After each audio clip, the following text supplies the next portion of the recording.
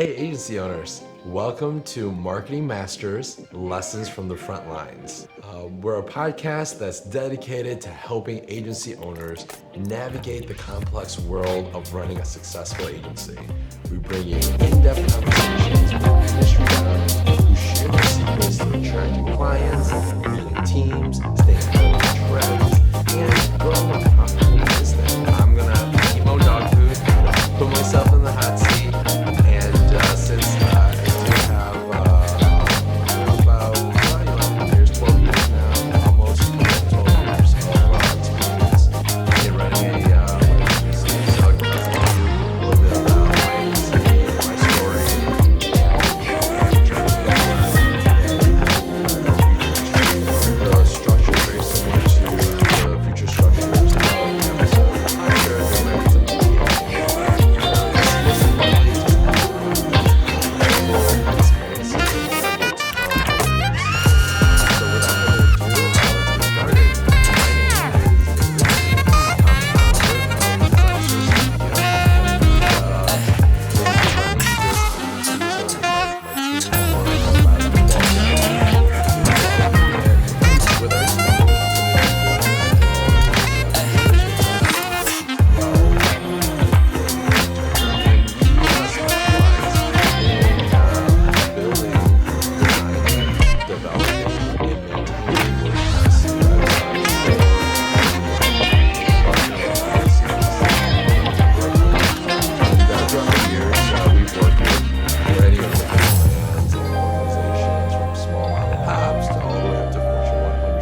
that's a little bit about us.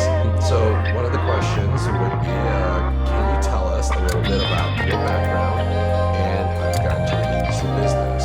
So my background, I went to school, sophomore degree.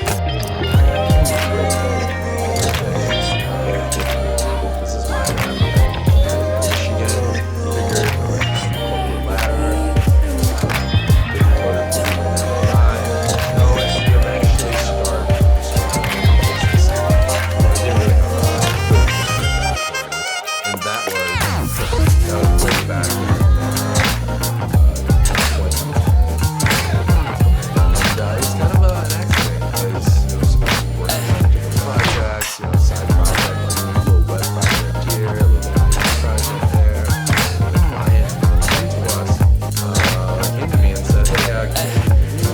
On this web project for us, and also work on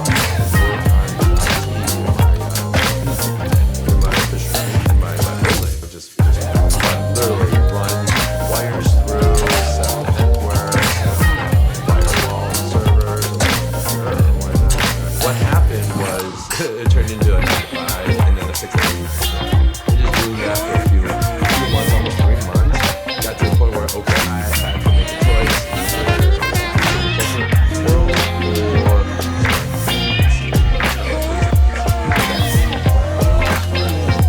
First experience, I knew how to build websites, but that's it. I didn't know any other really aspects about running a business. There's parts of like sales, marketing.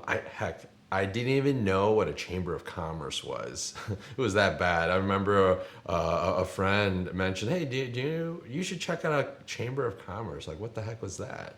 So I literally figured that out, like just networking events and meeting new people and just really getting out of my shell. And over the years, that's really honed my communication skills, my presentation skills, which is not really skills that are taught, unfortunately, at school. Sure, you might have that one communication class, but it's a lot different when you're in the business world. Let's see, what motivated? My family used to own a Chinese restaurant, and I've always been pretty entrepreneurial.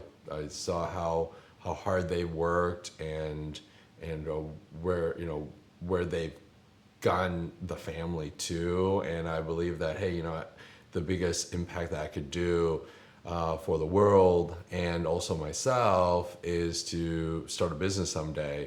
Sure, back then I was really young, naive. I didn't know how challenging and difficult running a business was. It's like, hey, and sometimes I think in that aspect, it's probably a good thing.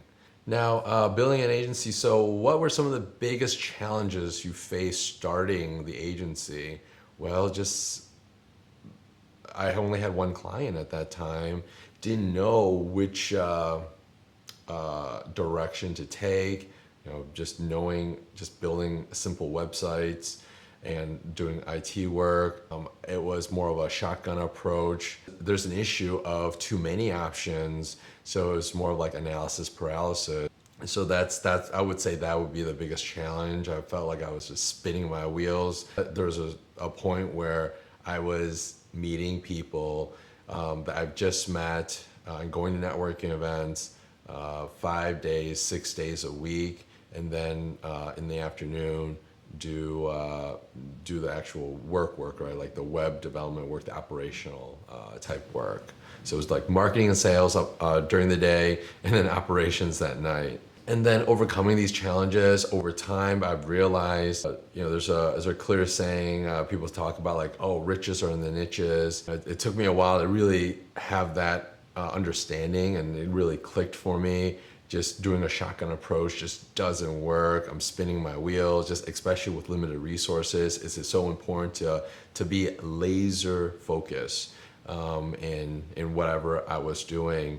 Started cutting and basically slimming down, cutting pieces of the business that wasn't a good fit, not really relevant, and really doubling down, tripling down on the areas that were. That's been fruitful. What advice would you give someone who is thinking about starting their own agency? I would say definitely find a mentor, find someone that's at where you want to go, and you might not necessarily find someone that, let's say you're starting from zero, and finding someone that's bringing in like 8 figures or 9 figures. Maybe someone that is a little maybe at the 6-figure mark, and and that's the first step. And also finding other peers, others in going through this journey, so you can go through this journey together. It can get pretty lonely, especially starting off by yourself. Let's see. Can you share some key lessons you've learned about running an agency? Well, lessons, as I mentioned, niching down, building procedures. One big lesson is you can't assume others. Like, it might be a client, it might be a vendor, it might be a colleague or a team member, employee. You can't assume that they can read your mind. Putting in systems in place, like clear standard operating procedures, SOPs, or putting in a structure when you're requesting something, you don't just say, all right, can you do this? Well, you want to have more details. Oh, we need to, let's say, we're running a campaign for our podcast initiative. Can you create some social media posts? And then at the end, I put in DOD, which means definition of done, saying, all right, the social media post is posted on this date, and we get high engagement, right? So to the person that gets assigned to this task, in their mind, they're like, okay, well, I'm not just creating a social media post, I'm creating a social media post that's focused on this campaign, and our goal here is to drive more traffic or more views or more conversion to this. You cannot assume like the person that's on the receiving end is going to know like, oh, we're gonna this is focused on conversion, or this is focused on views. You just can't assume that. Just be as specific and detailed and action oriented as possible. So start with the why, then go into the objectives, the requirements, and then the DOD. You don't have to tell the person this is the how, because if you're hiring experts, they should know the how. And as a matter of fact, they should come to you and say, well, are you sure you want to do that? What about this? What about that? So so that's been quite helpful. Managing the team, keeping the team motivated. So with our team, it's just consistency. It's a marathon, not a sprint.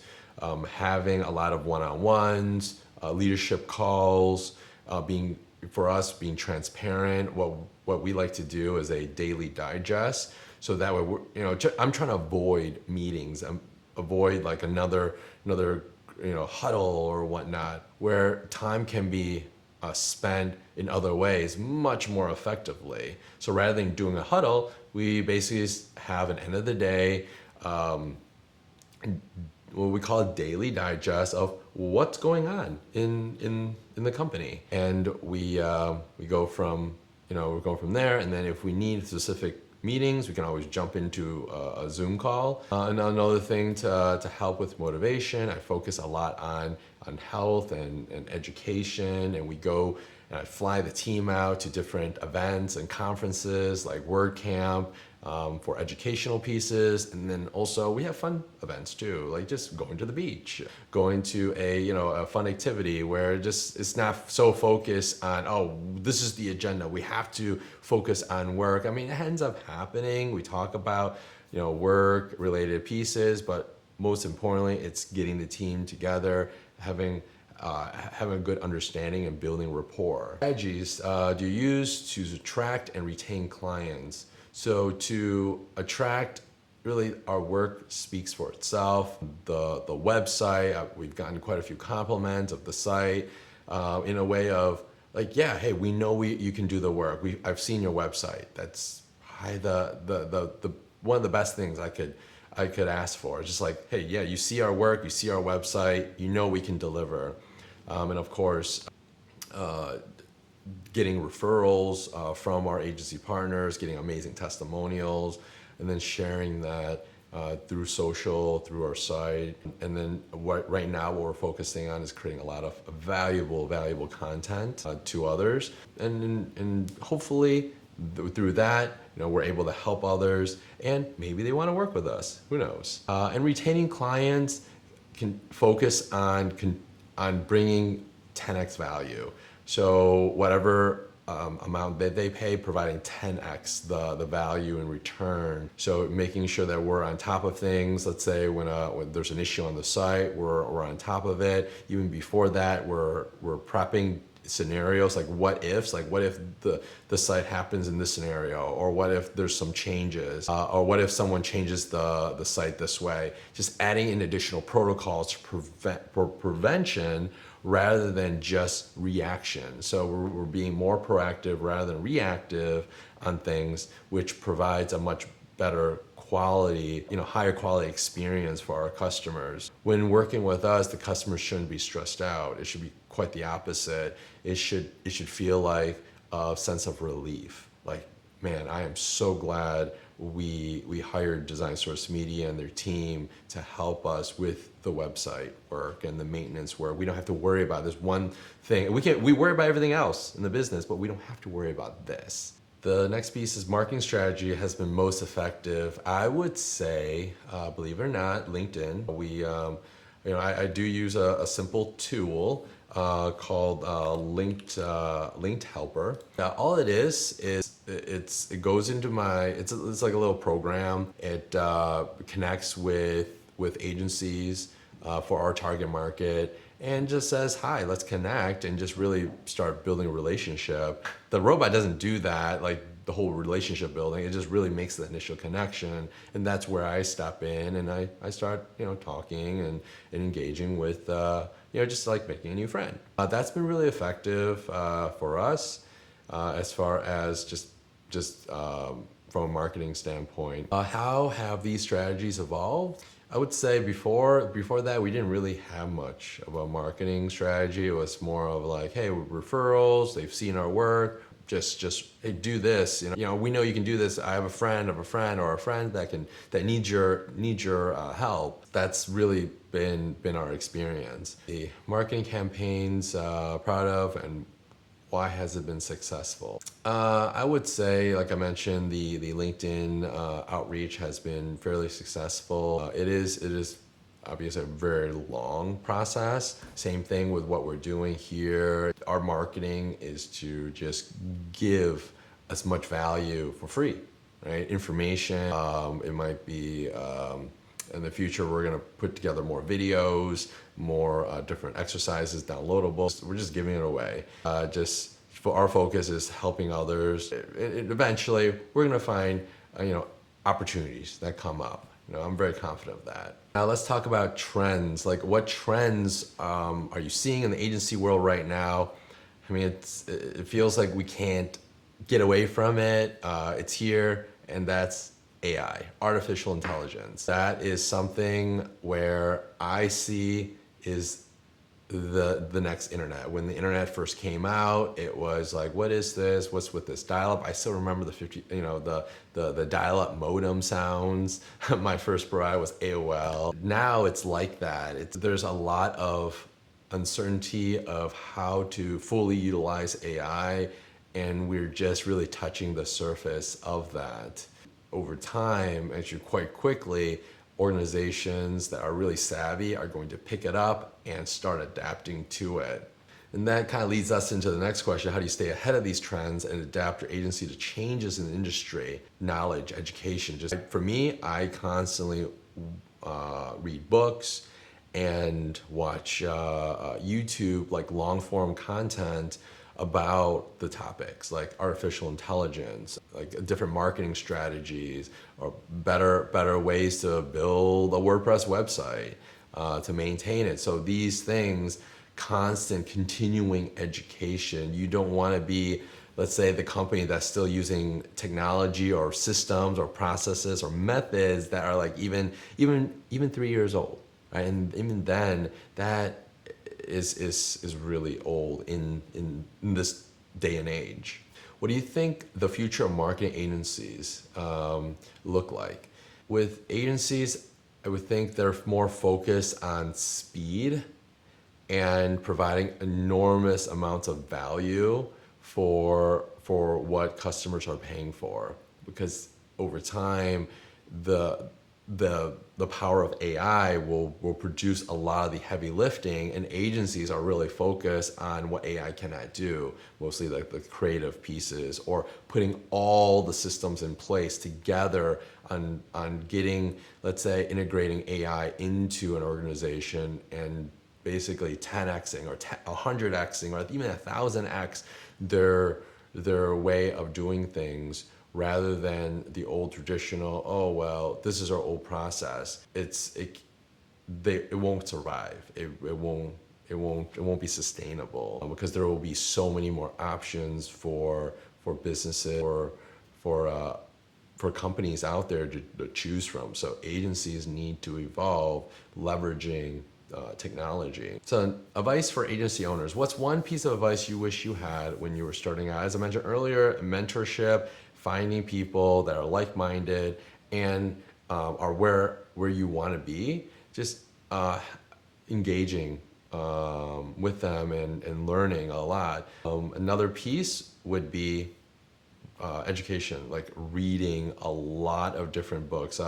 I look at not just business books, but philosophical books, the mindset books. I know sometimes it sounds a little crazy, like, oh man, self-improvement, a lot of self-improvement, but it's not about like the, oh, rah-rah, or the drinking the Kool-Aid thing. It's about really understanding like your mindset, because going through building a business, running a business is not just physically taxing, like going from networking event to networking event, or conferences to conferences, or flying from one area to another, or jumping from Zoom calls back to back to back.